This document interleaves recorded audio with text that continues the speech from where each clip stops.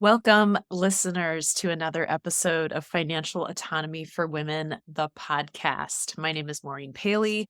I'm a life, career, and financial coach. And as always, I'm thrilled to be here with you today. I'm so excited about the guest I have on the podcast today. Her name is Priya Kumar, and she's a financial strategist.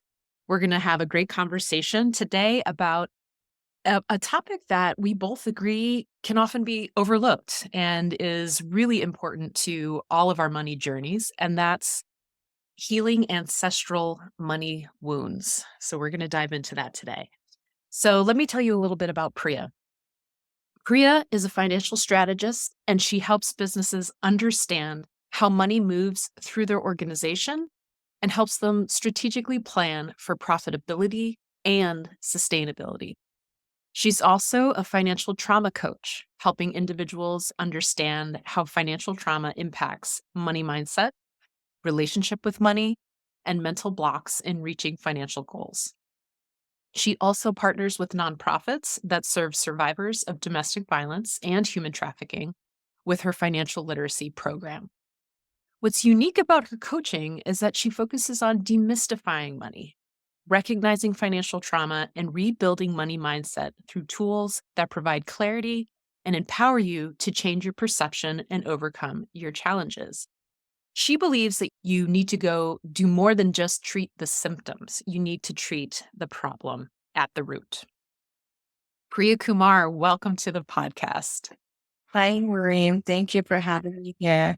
Oh, I'm so thrilled to have you here and for what's to come in our discussion. So, I want to start with a little bit about you, getting to know you as a financial strategist. And I mean, I feel like, that's just that's a label that doesn't do justice to all the things that you're doing out in the community and for individuals in rewriting their money stories and their money journeys. So why don't you tell us a little bit about what it is to be a financial strategist and what got you here? I don't think we ever really get the right title for all the things that we do and everything that we do. So yeah, and that's the one that I have settled on. And it's very good.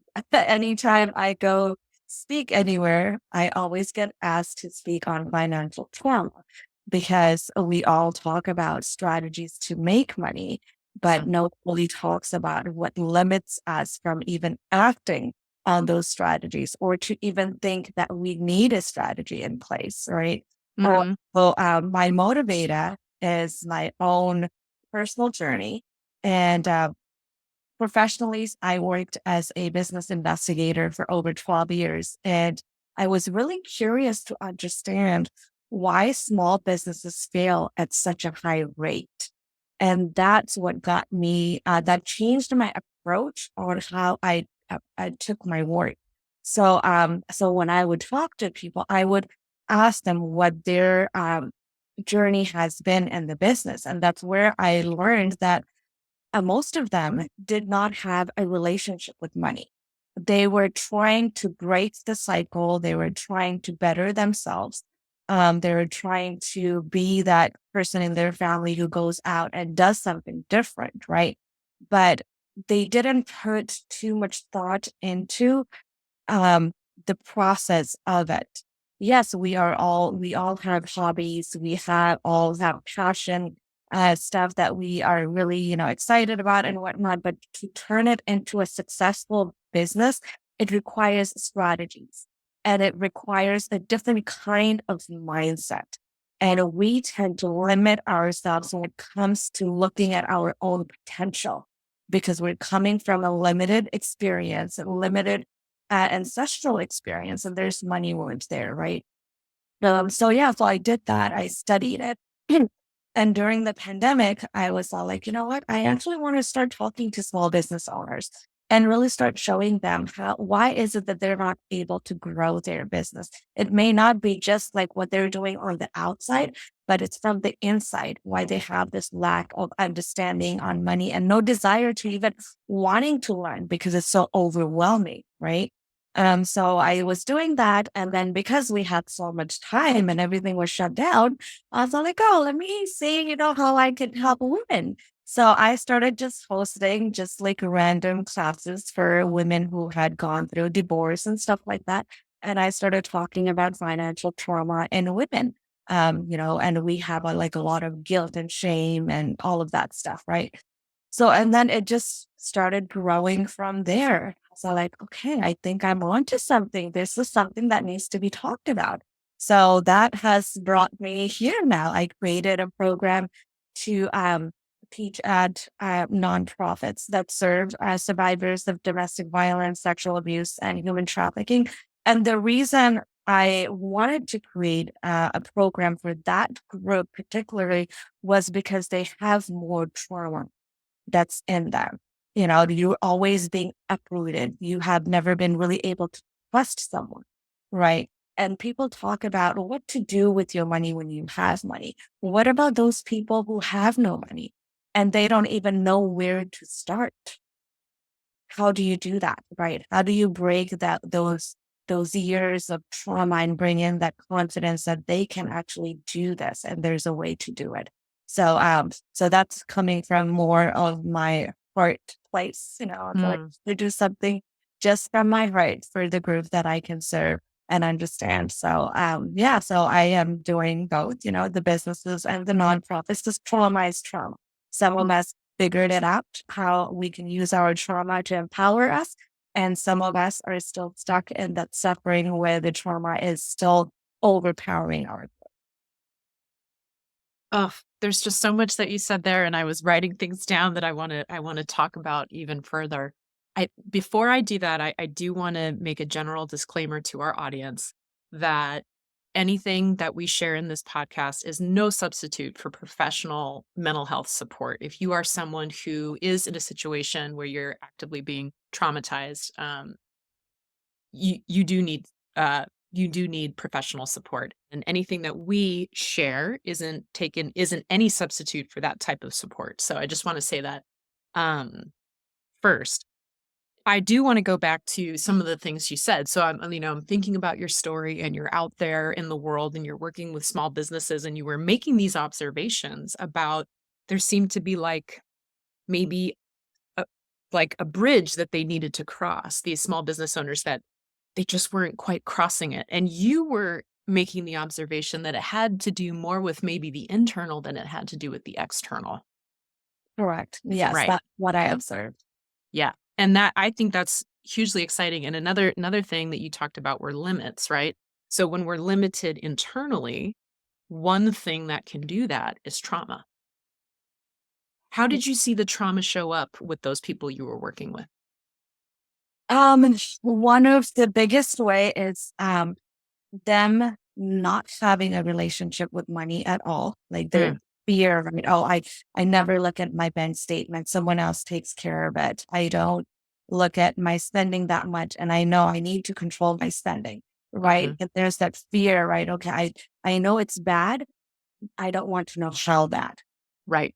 Right. So I there's must come no across that all the time. You know? so they have no relationship with it. Yeah. And Mhm. and then when I would ask, what is their if they were to define their relationship with their money, if they were to Mhm. if money was a person and they were to define that relationship in like a word or two, what would you say this relationship is? Mhm. And rarely I would hear something positive. A lot of I think the two biggest ones that I heard that like I was never able to forget was one was psychological terrorism. Ooh. I think that like Oh, tops my list. And I was just like taken aback. And I'm like, yeah. I can't imagine having that kind of relationship where everything about it is terrorizing my mind on every level. And if Mhm. you look at stats, they say that money is the number one cause of stress. Mhm. Yeah. Second one is, your work, and then comes your family and all of that. And then the last one was, I think, that the health portion that came in, but Mhm. these were all over like 50%, 60%, right? And if you really look at the order that it was placed in, yes, you are constantly thinking about making money because you don't have anything in your control. the Mm, policies, the prices, the economy, the government, everything that's going on, right? mm, So I feel like, oh my God, technology is changing and my skill sets are limited now. Where can I go? I just need to work more hours and overtime and drive Lyft or Uber, have like a side gig, that I can do. So it's constant stress. Have I made enough to take care of my family? Right. mm, So and then that work, you start to feel undervalued, right? You start to feel limited now. Like there aren't really too many opportunities left for you. So then that's another stress. And then you have kids who are growing, right? And you're wanting to put your kids in soccer or sports or send them to college and it's expensive. And you think about it and you're constantly thinking like, oh my God, I'm not able to make the ends meet with my family. Am I failing them? Am I letting my kids down? So now that's a stress, right? And then that all of that is going to result in your own health. mm. So now the last thing you needed to worry about, and then when it comes to your health, now all of a sudden your potential to do anything goes down, Yep, right? yep, Um, so yeah, so when I hear people like the relationship they have with money when they define it, it mhm, always like takes me back. I'm like, okay, well, tell me more. Why do you have this relationship with money? You know, mhm, and I've also heard, like, oh, my relationship with money is fear, or I have the relationship with money. It's more negative. Like it's like the enemy. It it just doesn't, it's just not going to come to me. It's not for me. One was where they said, I feel like I'm the redheaded stepchild. I can only be a part of it, but it's never going to be mine. You know, mm, so my gosh, like these are so painful to hear. But mhm. once people sit down to actually look at it, and you're like, Right. wow, this is intense. Yeah, that's something I share with clients quite a bit, and it sounds like, we both do this. I talk about the big scary spotlight. Yeah. And you're gonna shine this big scary spotlight on your scaly bits and your warts and Yeah. your scars and your scabs and all the things about your money story and that relationship with money that you're not proud of, that Yes. you're holding shame about, and that are creating the overwhelm and the stress. You're going to shine a big scary spotlight on that, and that is actually the most powerful thing you can do. And I That's often true. also say, you don't have to do it alone. Yeah. I think the idea of doing it alone is even more so overwhelming because you anticipate that you're going to crumble underneath that Yeah. big scary spotlight. And it's Yeah. actually one of the most powerful steps you can take in order to change what's going on, what's so scary under there. And I do believe that there is a pathway through that. Um, And it seems like you've noticed this with your clients to a much stronger relationship with money. Correct. Yes, especially when we look at because we're looking at it like at surface level, right? Like, oh, when you Mhm. spotlight, then you Yes. only see the scars and all the negative stuff on yourself, but you Mhm. don't realize that it's actually coming from your DNA, you know, Mhm. ancestors, like the money mindset, some of the things that they believe, it's been passing down. So now that you have it, you have like the little bits of it, right? Mhm. But if you shine that same spotlight going up the chain, your Mhm. ancestral chain, that those negative things, those scaly things, it's gonna be greater and greater on until you get to the top to where it started. Right. Mm. We don't look at like, oh, if I have a spending habit, most of the time people are like, oh, it's shame, like, oh, Right. I'm going to shame myself. And we allow other people to shame us because we have no control over it. But no one really pauses to ask, why do I have this spending habit? Where is it Mhm. coming from? Is it Mhm. coming from because I didn't have anything? So now when I have money, I'm like, oh, I'm going to get the stuff that I always wanted to get. Mm. It almost becomes a need, right? And you feel like it's a need that to have this because now you have money. What else am I working so hard for, right? Like, let me go. Right. And it's also to easily satisfy yourself, right? Like, oh, of course I can have this. I deserve it, Mm. right? but we're not looking at the bigger picture. Where is that habit really coming from? Mm. And once we start to look at that, that's when we have, then now we feel more in control. Otherwise, it's just being fueled by our trauma. And one thing that I would love to point out is that anything that we do, like all our financial decisions, are emotionally motivated. Mm. But we are taught to remove your emotions from your money. Yes. And I often say money is more than dollars and cents. yes, It's it's not just just the a money. tool. It's a Mm-hmm. measuring tool. That's all it is. Mm-hmm.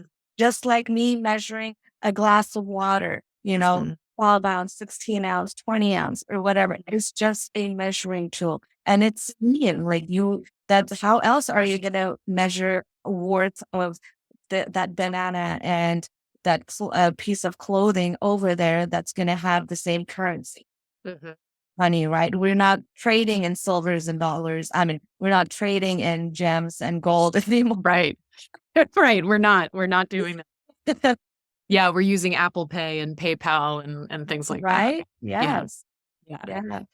So yeah, I mean, you're touching on so much, and I want to explore this relationship between the surface level and then the much deeper. And when we say deeper, we're actually going back into ancestry and that generational financial mindset that we may have inherited, which I do think has intersections with race, culture, gender. Okay.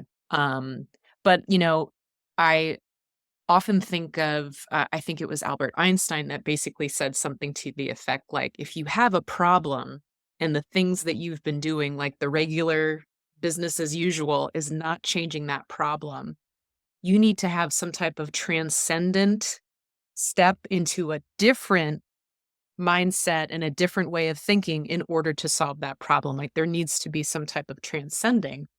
And that kind of reminds me of, the surface level. We can get caught in the surface level.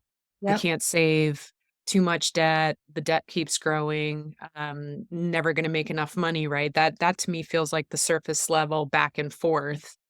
That can really kind of rule over our money mindset. And we need to have more of a mindset shift to a different level in order to get out of the surface level ping pong that's going back and forth and get to a place, a perspective shift at a higher level where it's like, oh my goodness, like I see it now. I see that there's something deeper here. And that's what has me connecting to this story of the ancestral money wound. Yeah, no, I agree. And if I can put it in simple terms, it reminds me of a GPS map. Mm. If you're sitting in traffic on the freeway and Mm-hmm. these cars are not moving, what's going on? Right? Mm-hmm. You are in traffic. You are in the midst of the problem. You have no idea what else is going on, right? You just know there's cars around you. You can't move. But if you look at your map and you zoom out, then you're able to see if there are any detours and how far this traffic is, how long it's going to take, right? So and that's what he means, like elevate yourself a little bit, remove yourself from the problem so you can see the full picture. You Mm-hmm. can see which areas are separate and what the connection is. And that's something that I do with my clients when I review their profit and loss statements. I'm like, okay, just remove yourself from the business for a moment. Let me put this together and categorize it so you Mm. can see exactly what the connections are. Same as one thing always affects another thing. So yeah, you bring up a great point. Yeah. And when we look at the ancestral, sometimes it's like you ask, like, where is this coming from? And the best way I can explain this is just giving an example. Mm. I'll use myself as an example. I was born and raised in the Fiji Islands, right? But I'm of East Indian descent. My ancestors were from India. And but if someone asked me what part of India they were from and what was the main language they spoke, I don't. Uh, Mm. were what was their at that time everyone had like different skills, right? What was it that they did there? I don't know. And I've asked grandparents, but it's been so long that they don't remember, right? Mhm. And sometimes when something is so traumatic, people don't talk about it either. Mm. Experience, right? Um, so that connection has been lost. But when I analyzed my own life, it was like, okay, during colonization, they were put on a ship to be taken to these islands to make it a profitable land with sugarcane plantations and all that stuff, right? Mm. The British government. And then in the 80s was when my grandparents came to the United States and they sponsored all their kids. And that's how we came. We came here in the 90s. And so the one thing that was passed down was that the labor mindset, right? You work hard around the clock. If you worked in the plantation, you do the best, Mm. right? And the money that came, it wasn't measured by production. It was general, right? Mhm. One day's work, here is your money. It doesn't matter that you cut two more loads of sugarcane than the other person, you know? Yeah. And then that we got in that mindset of like even coming here, then my parents had like two jobs, like, okay, we got to make a living. So it's expensive. And the only way they knew how to measure money was through time. And it was how many hours can I turn into dollars? Right. And then when it was time for me to go to college, my dad was very honest and he said, I can't afford to really send you where you want to go. I would love it if you can find something close so you can stay at home and we can still support you and you're not going to have all these expenses and all that stuff. So that totally changed my college plan because I wanted to, leave the state. I wanted to go study somewhere else and have that experience that was going to kind of break me off my shell and brings when you leave your cocoon in a way, when you leave the nest, it brings a different kind of experience that allows you to grow a different level. And I felt like it just kept me sheltered because I never left the nest, you know? Mhm. And when then I was like, I don't want to do this because when I was in college, I was summertime, I would work like two, three jobs because I didn't want to take student loans. So I'm like, I'm going to save every penny of this so I can pay tuition next semester and the semester after, and I'm not going to take any student loans. But I was killing myself. I had no life. People remember their college days, all the exciting things they did. I have none of this just because I was always working. You Mm. know, one day I sat down, I was like, I need to figure out a better way of doing this. I doubt that other people have worked millions of hours to have millions of dollars. So that's when I went on this journey of like, okay, asking those questions that no one really asks. And like that grind made me successful. Like I did buy a house when I was 23 years old. I had saved, I had started my investing. But then, like so the trauma that was trans what's the right word? Transferred to me. Mhm. Inherited, right? Yeah. Inherited. Yes, Mhm. that's the right word. I wasn't aware of it, right? And the Mm. mindset around it, like Mhm. will say, well, money is the root cause of all evil. So then you're like, oh, I don't want to have too much money because it's going to make me evil. Well, where does that really come from? It Mhm. from like I know there's the biblical term, all of that stuff too. But if we really look at it, people have always used religion um, to suppress and oppress people. Mm. So go back like colonial times and even, like when all this shift was happening and people were being taken all over the place without choice. If you really looked at it, the owners were the ones who had money and they used religion to suppress those people. So that who was the person who looked evil that had money now? Right. So then that's where that came from. Well, don't have too much money. Money is the root cause of all evil. Do you not see around you what all these people have done? Right. Right. So that was the things that parents would say, families would say. That all Mm. that you pass that down, right? You that sticks with it. You're like, no, I don't want to be that person. I'm not that person. I want to do more for my people. Mm. Then no one teaches you that in order to do more for your people, you need money.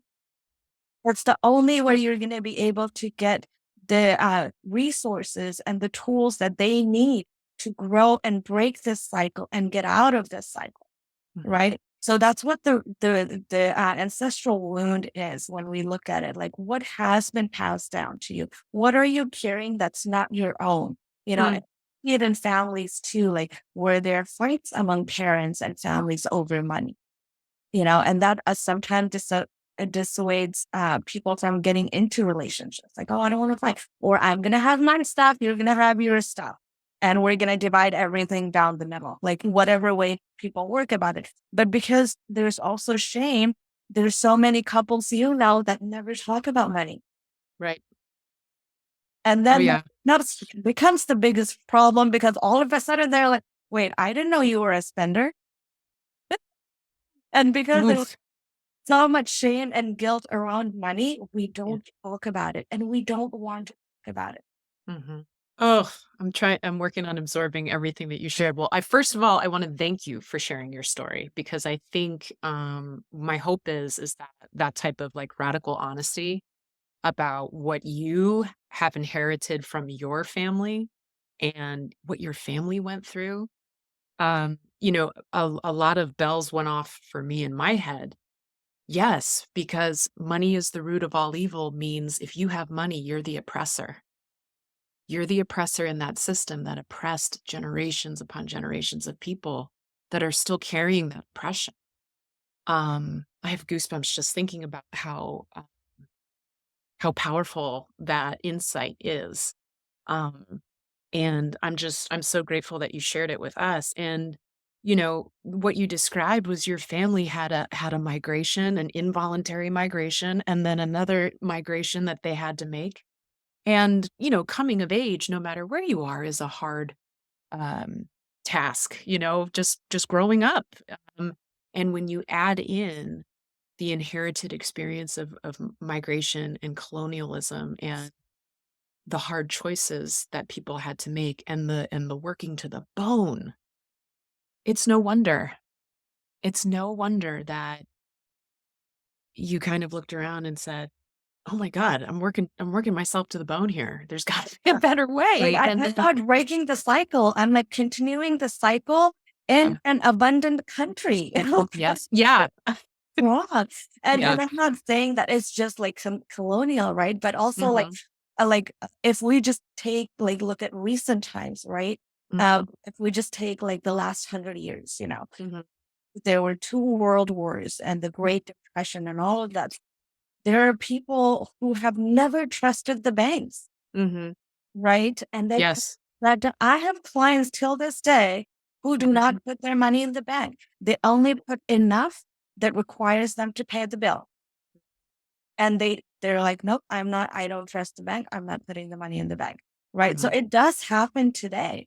And Mhm. then if we look at like the war with Ukraine, there are countries that still have wars going on that we don't hear about. Iran had all the uprising with the women's movement and Mhm. safety and all that stuff. And then Sudan had their own issues and stuff like that. So there are people who are always escaping some kind of oppression for a better life. Mhm. Just because we don't see it. Yes, mine may have started like over 200 years ago, but for some people, it's starting right now. It's Yeah. happening right now. And Mhm. that's going to continue that cycle, right? Like, Mhm. because they're seeing, like, oh, if I have money, I can get passports for my kids to leave this country, this war stricken country, right? Mhm. And there are people who never left because they don't have the means. Right. Yeah. And then there's families who had to abandon them. They didn't have a choice Mhm. either. Right. So what those all of that plays such a huge role and growing up, like those all of them are going to be impacted Mhm. severely and how they see money and the relationship they're gonna have with money. Even on like our own personal experiences, like going through divorce, heartbreak, Mhm. right? Violence. Like if you lived in an area where there was a lot of gun violence, it all impacts us. And we never pause because there's so much shame around trauma. Mhm.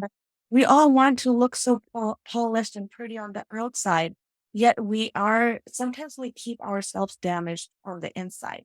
And until we sit down to look at our own selves, it doesn't really allow us to fully empower ourselves.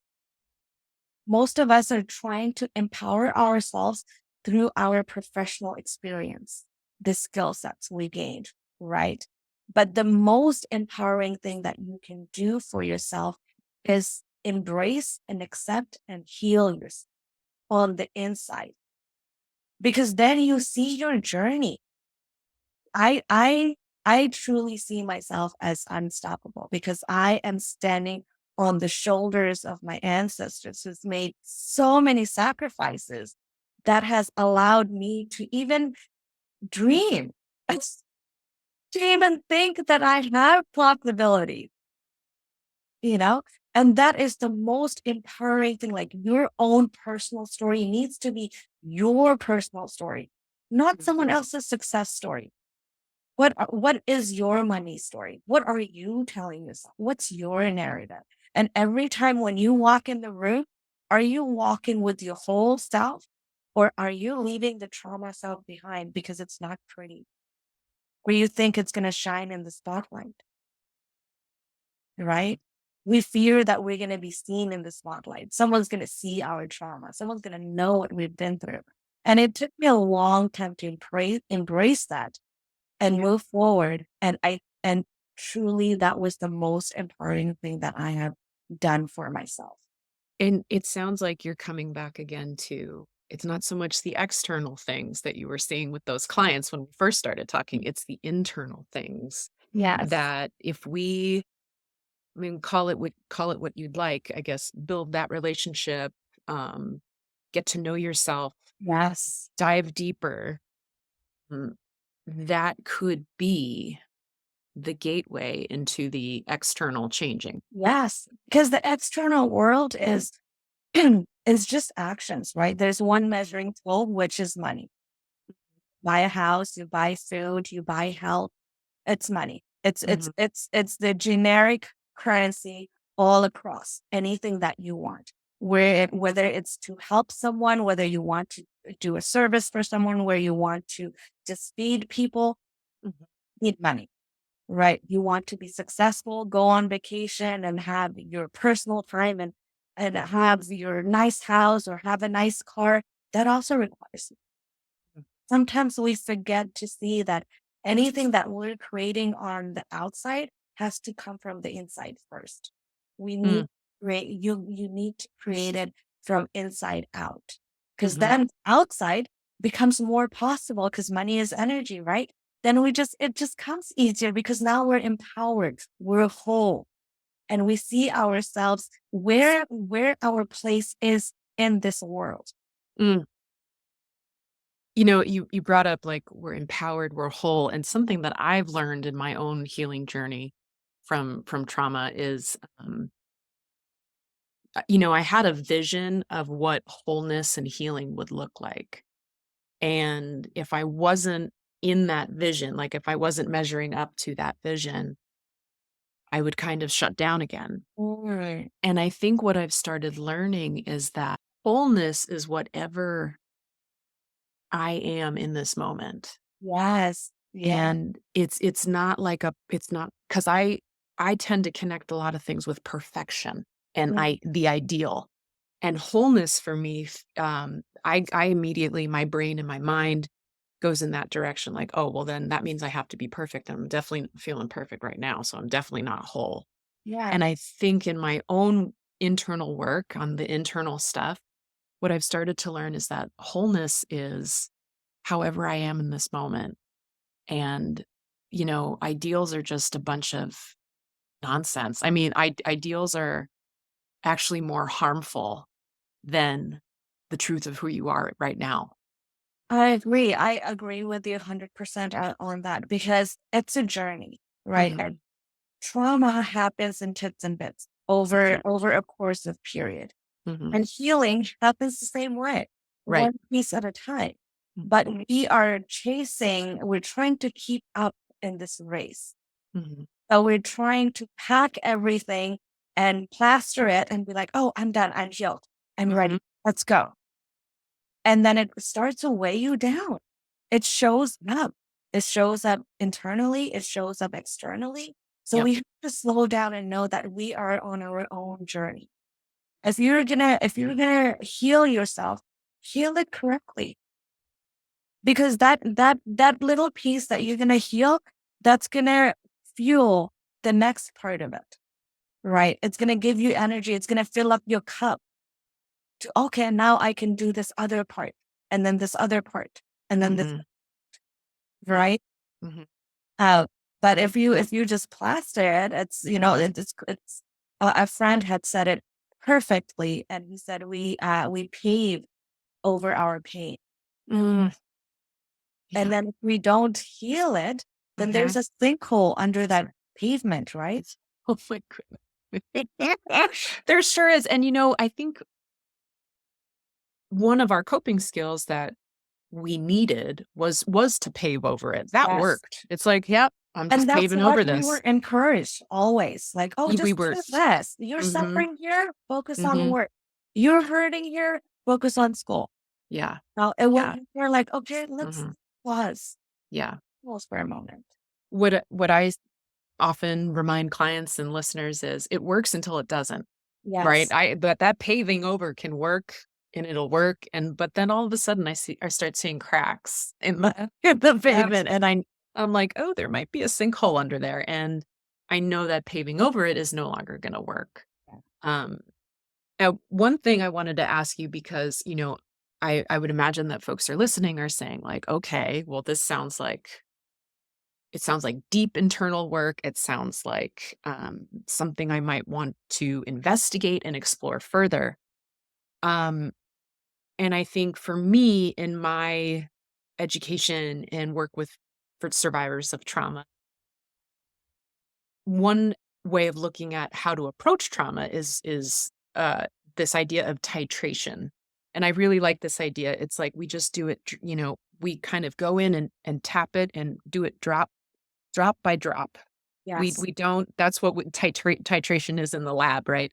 You do Yeah. it drop by drop until you see something change, and we don't have to dive in head first. We don't have to Correct. cannonball our way in Yeah. into our trauma and into our ancestral money wounds. So, given that, if someone's curious about how they can explore it in a safe way, what might you suggest that they do? Start where you are. That's the Mhm, best thing you can do. I don't want anyone to go back and try to dig up old wounds, right? mhm, Because you don't know where it's really impacted, like how far it's impacted you and how far it's impacting you right now, right? mhm, Well, where you are right now, ask those questions. Maybe the first thing that you can ask yourselves is, what is my relationship with money in this moment where I am, what I've accomplished or not accomplished or whatnot? What is, as a whole, what is my relationship with money? mhm, And be honest with yourself. You don't have to share it with anyone. Ask yourself, and then ask yourself, where is this money relationship coming from? What have you experienced financially that mhm, made you feel that way? Was mhm, it maybe you had a business that you lost? Maybe you had a financially abusive partner, you right. know, that made you feel like you didn't deserve anything. Maybe you grew up in poverty, so there was never really enough, which wasn't really in your control, but everyone else had it and you didn't. Mm, Right. So where is this relationship coming from? mhm. And how is it impacting you today? And then S look at, what do you want this relationship, like what will be the positive relationship for you? The improved Mhm, relationship, right? And then that allows you to think a little bit deeper on like, okay, where am I? Like, how can I create this? So then you flip the switch on the negative thoughts about money that you get, mm, right? And that comes from awareness and educating yourself. mm, What do I not know about money? What do I need to know about money? What do I need to understand about money? I don't understand. And then what that's going to do is that's going to empower you. Like, oh, mm, I see the other side of it. Now I can take action. mm. And that's what breaks us out of the paralysis. Yes, yes. Yeah. Taking action is the most important. If everything else is overwhelming, just journal. Like Mhm. what is your relationship? What would you like it to be? And Mhm. what is the thought that you get when you think about money? How can you change that one Right. and practicing that over and over? Next time you Mhm. get that thought, change it. Like, okay, Mhm. what do I want to replace this thought with? Mhm. So it's not overwhelming, right? Sometimes we may say like we see something or like the perfect one that I use is like coffee, always like Starbucks, like, oh, Mhm. I want Starbucks, but you know what? I got to take my kids for school shopping. So I'm going to save that $5. Uh, Mhm. well, $5 is probably going to buy like what, a pencil case? I don't know. you know, Yeah.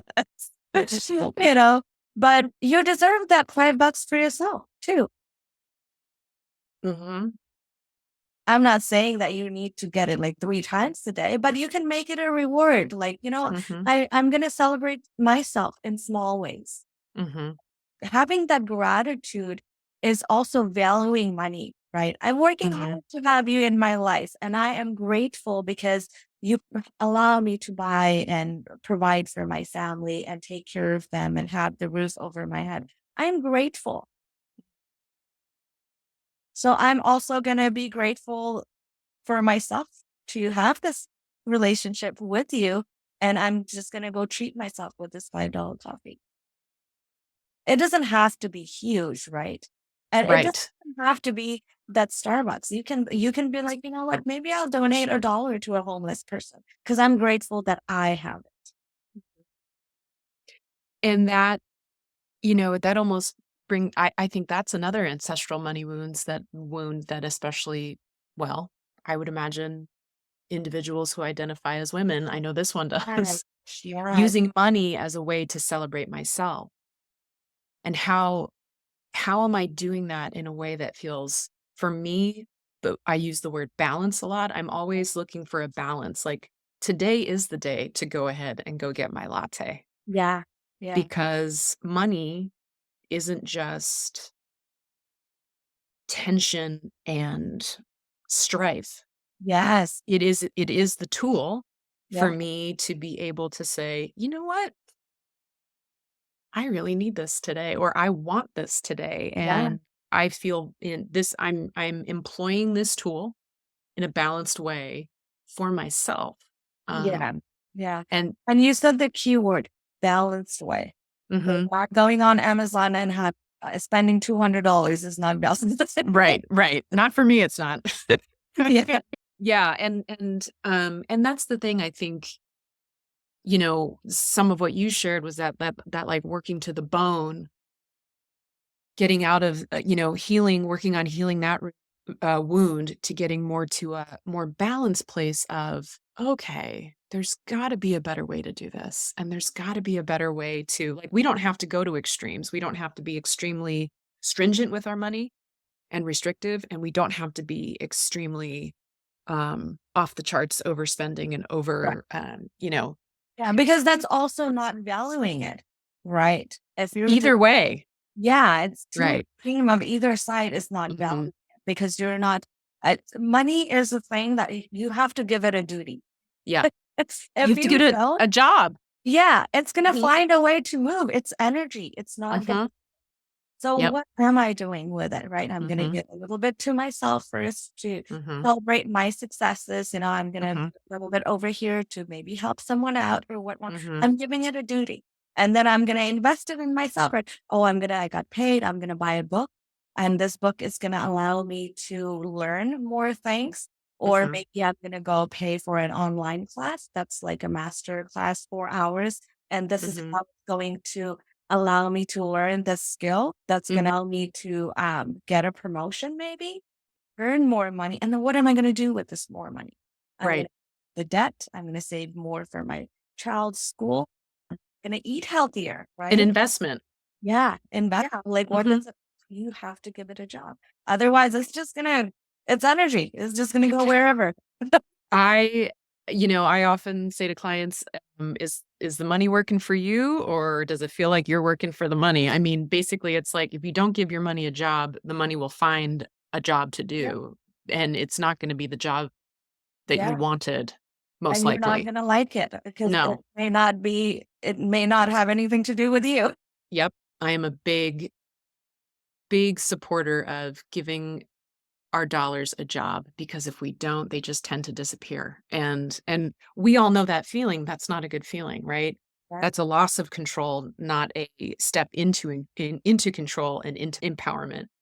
Um, One thing I wanted to just kind of recap for our listeners is like when you were talking about maybe like a beginner's approach to getting into the healing of the ancestral money wound, the first question you brought up was, what is my relationship with money? Start there. And then, how would I describe it and what do I want to be? Right. So there's this process of looking at what it's like, looking how it got there, most likely from your ancestral inheritance, and then what do I want it to be? And that's really where, and you mentioned like we can get into the action that way. And that's where the empowerment comes in, because it's like, oh, and this is the essence for me of financial autonomy for women. I mean, this is why I started the podcast. And this is why it's my thing that I talk about, because we want to be the captains of our ship, and anything we can do to reinforce that in our system psychologically, physically, mentally, emotionally,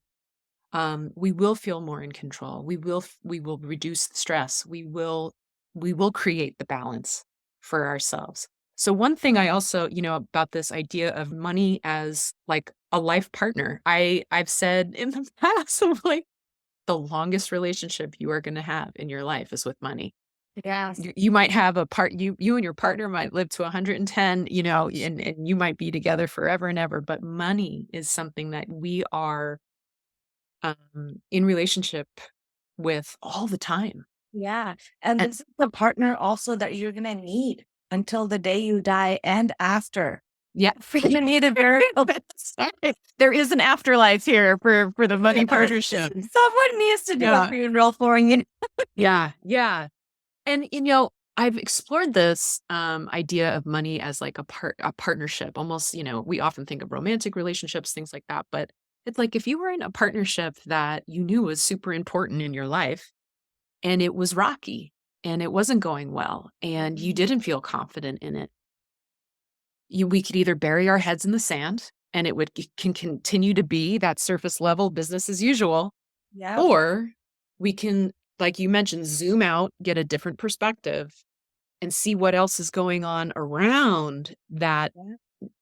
mess or That's that those yeah. challenges, to get a sense of, oh, I need to do something different in this partnership. I need to go on a date with my money. I need to take myself on a money date. It's very true. And I love that you put it that way because if you really look at it, when we start a relationship with a person, we Mhm. want to know everything about them, Right. right?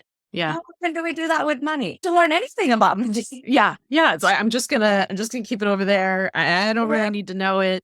And the Yeah, more you do we're know gonna have it, a love-hate relationship, you know? yeah. And the more you get to know it, the more rewarding it can be. Doesn't Right. mean that it's gonna stop being scary sometimes. It doesn't mean that it's gonna be perfect, but I think it means that we're more grounded and confident in the relationship. And we know we're also more confident in our ability and our capacity to take action Yes. and to trust ourselves in Yes. the relationship. Yeah, that's the biggest part when it comes to money. That's why, like, a lot of people don't talk to financial advisors because they Mm, don't trust them. And the biggest part is they don't trust themselves to mhm. trust the right person who's going to Right. help you get to the next level. Right? Mhm, Well, that's because you don't know enough about money. So you don't know what questions to ask when you go, mhm, even starting a business venture, right? mm, You don't know what questions you need to ask about money in your business. So when your accountant files your return, you're like, okay, that's what I have to pay. Okay. I just need to make more money so I can afford that. mm, Right. You don't spend time to learn about it. So we can figure out, mhm, well, what are my options? Because there are mhm, several options when it comes to like how you can create it, how can you benefit from it, what jobs you can give it, what it mhm, needs to be. Right. mhm, We've been groomed to think that it's all the only relationship you can have with money is earn it and you spend it. Right.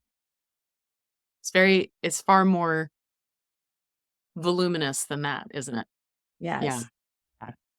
And you brought up this idea of education around money. And when I work with clients, I usually see like a combination of two things going on about why clients haven't moved forward with their money goals or their financial lives or the life that they really want to have. And a lot of times I see it as it's part education. And the other side, so that's like technical knowledge. Like, I Yep. don't know if I can take this step because I don't really know what it entails. And I'm still trying to gather information and so on and so forth. And that's why for me, and I know you're very active in this, educating, providing education, explaining, being those people. This is probably one of the things I love most about what I do as a coach and on the podcast and on Instagram is letting you know what it really takes or letting you know what's really involved so that you can if we can remove the education barrier, we can maybe take an action. The other side, if it's not education, it's usually something like taking the leap, doubling down on myself as someone that can do this, trusting myself. So it's usually self-trust and education. Sometimes it's a combination of the two, and that's I think what I love about coaching is when it gets into the self-trust part, and I'm wondering if you see this with your clients. For me, I think that's like that's not technical skill of education, of financial technical skill. That's where the healing process is, and I'm gonna go for it. Yeah. Yeah. Even if you're scared to do it scared. But Yes. I mean, do you ever see kids? They fall, they get up, Huh? they're gonna fall again. Like Yeah. but they don't give up. They do it. Yeah. Well, even if you're scared, just do it. If Mhm. anything that's gonna come out of this is you're gonna stumble upon something that's gonna take you to the next level. Yeah. And And it's worth no it. yeah, and no one gets to, you know, the top of Mount Everest without tripping once, No. right? It's like and they baby step their way up, and Yeah. sometimes they lose track of the trail, and then they get back on it, and Life in general. How many times do we fall and get up? oh gosh, what I think it's ugh, is it fall down 7 times, get up 8 is Yeah. maybe one of those Yeah. sayings. Oh, and I think maybe the same is with our working on these ancestral money wounds that we're working on healing. Sometimes it will get hard and sometimes it will get scary. And sometimes when we take action, we may not be perfectly 100% ready, but we know we have the resources inside because we're doing the work to move, to take the action forward. And you Um, may not even see it working sometimes. mhm, Like you said, like you gotta like one drop at a time, one right? drop at a time. And you gotta get to the level when you finally see it work. Yeah. And then the evidence helps you believe that it can. Yes. Yeah. Yes. Yeah. Yes. And how many trials, like 10,000 trials was what it took for Thomas Edison to come up with the light bulb, right? Right. Well, but it Yeah. was so personal. Like Mhm. it's your personal journey. You Mhm. have to be that dedicated. Yep. Invested. Yeah. Yeah. Yeah. Yeah. So Priya, I have so enjoyed this conversation. I feel like we can talk for hours. But before we say goodbye, I want to ask you to tell us and the listeners to the podcast, how can they find you? How can they work with you? The best place to connect with, I mean, we are all on all the social media All the platforms, things. all the places. The best way to connect with me would be on Instagram, Mhm. LinkedIn. Yeah. On Instagram, it's profitcoach.priya. So if you put in profit coach dot, it'll come up. Mhm. You'll see my face. And I'll put it in the show notes too. I'll have this in the Okay, show notes. awesome. Yeah. And then on LinkedIn, it's Priya D. Kumar. There are too many Priyas out there. It's a very common Indian name. Yeah. So yeah, and then just send me a message if you listen to this podcast and you're like, oh, Mhm. I want to talk to her. We can have like a 15-minute virtual coffee and bring you a specific question, and we'll Right. explore that. And you can walk away with some tidbits. Feeling better. Yes. Yeah. I do that. I do that with clients too. I'm like, take advantage of this because you Yeah, can set up an that's appointment true. with me and bring whatever you want, and we'll do some coaching on it, and you'll walk away relieved. And that's the best way to see if you want to work with that person. When you Hmm. go in with that intention and clarity, can this person help me? Can we Right. come? Is Yeah. there connection? Is there understanding? Right. Yeah. So yeah, please take advantage of my virtual coffee. Yeah. Great. And I do want to. I'm going to spill the beans a little bit and let everybody know that Priya and I are going to be hosting a in-person retreat, a day-long retreat in Sacramento on October 7th. And the title of the retreat is Breakthrough to Abundance, where we're going to create a safe space for self-identified women to work on understanding how trauma limits us and doing just that, breaking through to an abundant mindset in a safe space with community of other women. Yeah, I'm so Yeah. it's gonna be amazing because we are Yeah. organizing it where you Hmm. get to call in your Hmm. abundant self and Yes. create a vision board and have Hmm. healing. And when you walk out of there, you're gonna be inspired and Hmm. so motivated, control of like anything that's falling apart. Yes. So yes, keep an eye out for that and you'll see the all the information out. And it's on October 7th. On October 7th, it is in Sacramento. And if anybody's listening and thinks that this would be a good program or training to bring to another group somewhere else in the country, all you have to do is reach out to us. We could do this in an online format as well. Yes. Yeah. Oh, Priya Kumar, I feel I've had some healing in this conversation, and I really hope our listeners have too. Many thanks for your time with us today. I'm going to sign off by letting the listeners know, as always, with finances, be kind to yourself, seek support when you need it, and let me know how it goes. We'll see you next time. Bye bye.